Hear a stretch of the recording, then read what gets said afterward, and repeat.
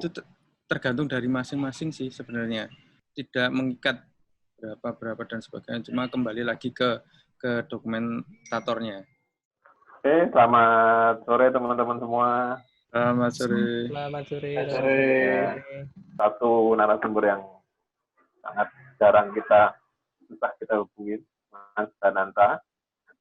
Ini suhunya kita semua yang bekerja di satu bidang video. Ngomong gue di antara berlima yang paling tua.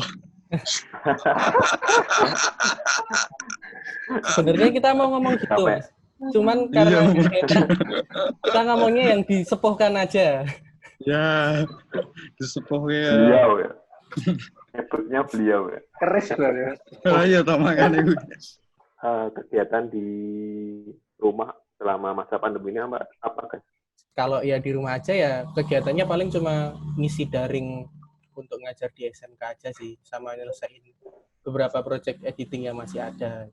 Kegiatan di rumah ya sama seperti Bapak dan Ibu guru pada umumnya yang di rumah, yaitu mengerjakan administrasi yang bisa dikerjakan, menyicil rapot yang bisa dicicil rapot, kemudian membuat tugas untuk anak-anak supaya tetap anak-anak terjaga secara terjaga secara semangatnya dan untuk mengenali piye carane nyekel kamera.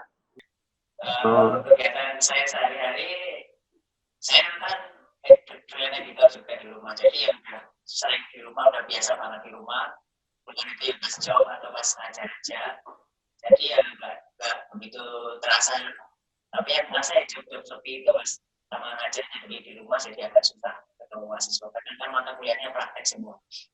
Kalau di rumah ini selama pada masa pandemi ini menyelesaikan beberapa editing sih. Editing yang belum selesai yang kemarin-kemarin itu masih ada.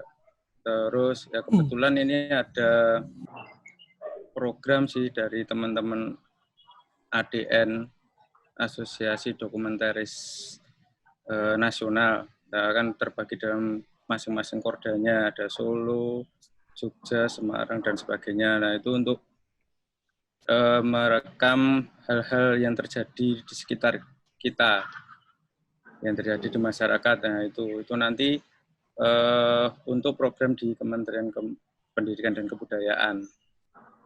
Setiap satu minggu itu harus mengirimkan 2 tema yang telah disodorkan. Maksudnya yang dikasih tema minggu pertama, misalnya belajar di rumah, ya kita harus cari subjek untuk tema belajar di rumah itu. Kebetulan kemarin yang saya ambilkan subjeknya adalah guru TK di dekat saya itu.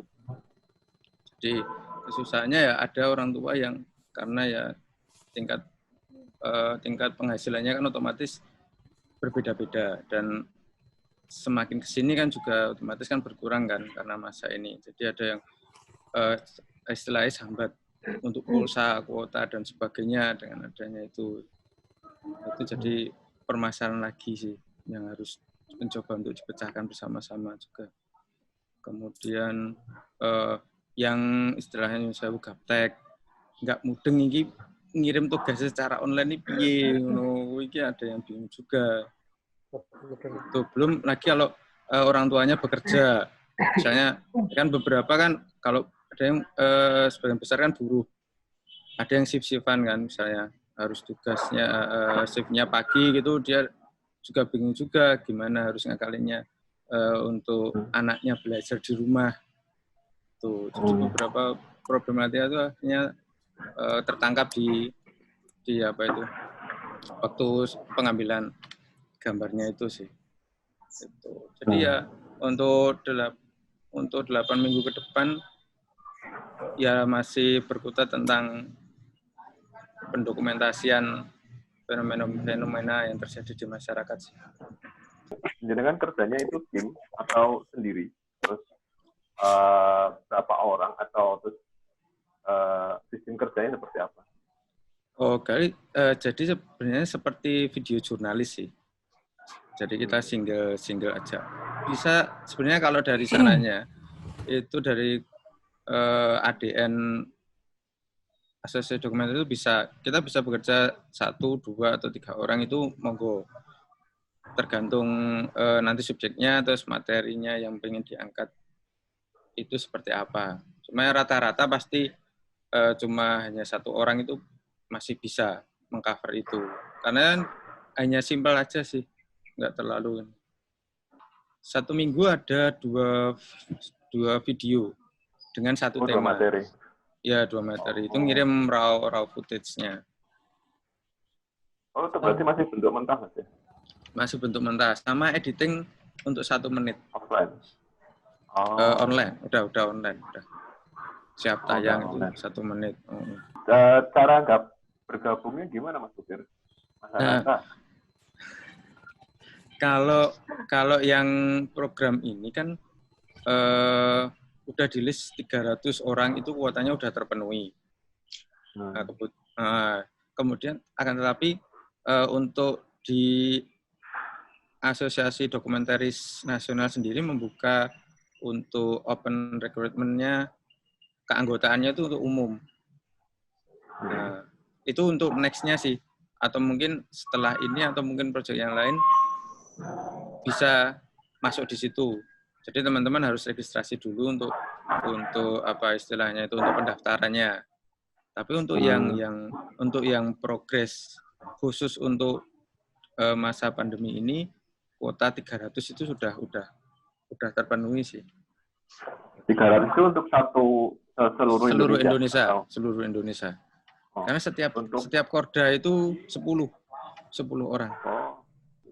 Tapi itu nanti proses penggabungan videonya itu gimana, Mas? Karena kan masing-masing wilayah se-Indonesia itu kan mengirimkan katanya pandangan tadi kan 1 menit ya. Udah online ya tuh. Ya terus tuh nanti penggabungannya seperti apa?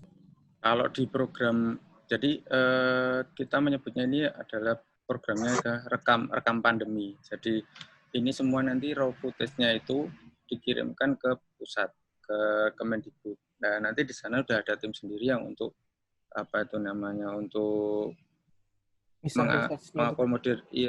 mengakomodir semua file dari seluruh Indonesia itu. Nanti ada editornya khusus itu. Kalau yang 1 menit itu tinggal tayang aja sih.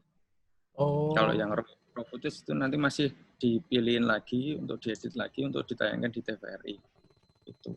Nah, itu kompensasi untuk istilahnya objeknya ada nggak, Mas? Nah, itu tergantung dari masing-masing sih sebenarnya. Dari dokumentatornya sendiri sih. Jadi tidak mengikat berapa dan sebagainya. Cuma kembali lagi ke dokumentatornya. Gitu. Jadi memang kalau kan nggak semua yang kita rekam itu mengenai tentang istilahnya kayak seperti tadi kan ada beberapa tema. Misalnya ada bisnis rumahan juga. Nah, itu kan sebenarnya kita mengambil sudut pandang yang lain untuk memotivasi nanti yang nonton itu ternyata selama masa pandemi itu kita tetap bisa menjalankan bisnis tapi dengan metode seperti ini nih gitu sih. Mas Tata kan kayaknya ada usaha selain ngajar dan kontrak, kemudian freelance juga di bidang yang sama dengan kita. Terus ada usaha kuliner nih, Mas, yang semenjak sebelum pandemi kan sudah mulai jalan. Dan mungkin kan selama masa pandemi ini banyak yang awalnya nggak belajar usaha kuliner, mungkin sudah mulai usaha kulinernya. Nah, kira-kira gimana, Mas Nata, pandangannya, Mas? Kalau saya jujur usaha kuliner ya. Untuk kan kuliah saya online, jadi ada di GoFood sama GrabFood. Nah, setelah pandemi bulan Maret itu laris. Jadi saya malah untung di sana. Jadi banyak orang di rumah, banyak orang jajan. Jadi omset saya naik. Cuma ketika uang mereka mulai habis mungkin ya udah mulai bingung jajan mau makan tiap hari aja bingung apalagi jajan. Jadi bulan itu berasa penurunan, apalagi masuk puasa ini. Tambah corona, tambah puasa, jadi siang-siang nggak ada yang beli sama sekali sampai saat ini masih sepi 1 bulan paling. Untuk pembelajarannya gimana, Mas? Untuk mahasiswa sendiri malah tidak ada kuliah online seperti ini Mas. Jadi kuliahnya tugas. Jadi saya bingung sendiri. Dosen-dosen menyarankan untuk memberi tugas materi, tugas materi. Jadi benar-benar diri benar-benar mahasiswa itu belajar di rumah sendiri. Gimana Mas? Jadi mahasiswa online gimana rasanya ini? Kalau ini sih tinggal nulis sih Mas. Masnya sih ya. Kelihatannya sama kayak siswa-siswa pada umumnya sih Mas. Lebih banyak materi yang nggak keserap sih. Karena kan kebanyakan dosen itu hanya memberikan tugas tanpa ada penjelasan. Lebih tempatnya itu sih. Jadi tugasnya itu lebih ke mungkin resume dan yang lain sebagainya gitu. Jadi ya ibaratnya kalau kita baca tanpa tahu maknanya kayak gimana, tanpa tahu isinya itu seperti apa, hanya sekedar baca dan sekedar meresum aja kan kita nggak tahu, nggak dapat ilmu juga. Jadi ya lebih kelihatannya nggak, ya tetap ada pengurangan lah Mas. Mau di kelas aja pahamnya susah, apalagi harus online.